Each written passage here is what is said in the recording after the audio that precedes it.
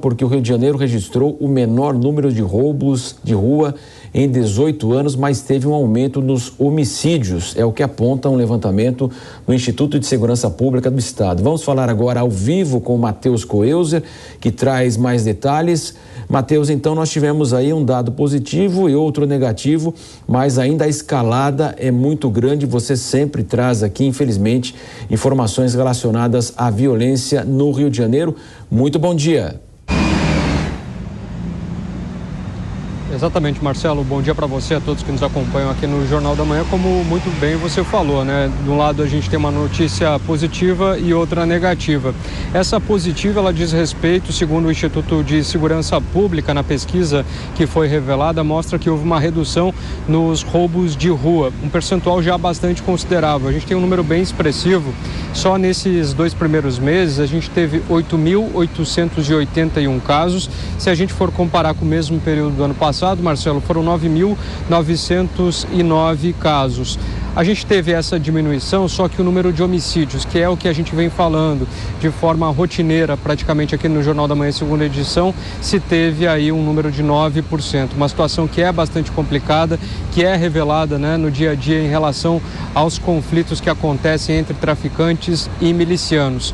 Outros dados também que foram revelados e que a gente destaca é em questão ao roubo, a diminuição dos roubos de crimes contra o patrimônio e também roubo de cargas. Se teve aí um número bastante expressivo, uma redução de 8%.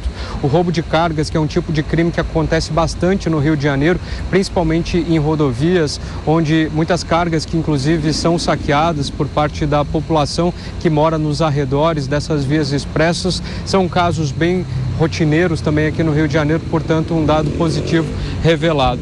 As autoridades da área da segurança pública, ela tem falado que esses dados se dão por um trabalho conjunto entre a Polícia Militar e a Polícia Civil. Eu, inclusive, falo aqui em frente a uma cabine de policiamento que está aqui em Jacarepaguá. Diversas delas foram criadas justamente para tentar diminuir diversos tipos de crime, principalmente o roubo a pedestres. Essa aqui ela fica posicionada num lugar bem estratégico, próximo a um shopping center, onde se tem também a colocação de câmeras de segurança que podem fazer esse monitoramento também. E também a gente precisa destacar que os policiais militares têm feito a utilização das câmeras de segurança também nos uniformes, o que a central, né, o centro de operações, tem a possibilidade de fazer esse monitoramento em tempo real.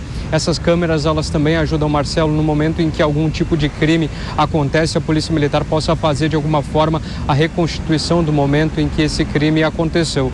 Então, de certa forma, segundo as autoridades ligadas à área da segurança pública, são medidas que têm dado resultado. Obviamente que ainda a gente tem um número negativo quando se fala na questão dos homicídios. Um outro dado revelado também, de acordo com esse levantamento, se tem o número de presos em flagrante. Foram 5.772 pessoas nos 2 primeiros meses desse ano.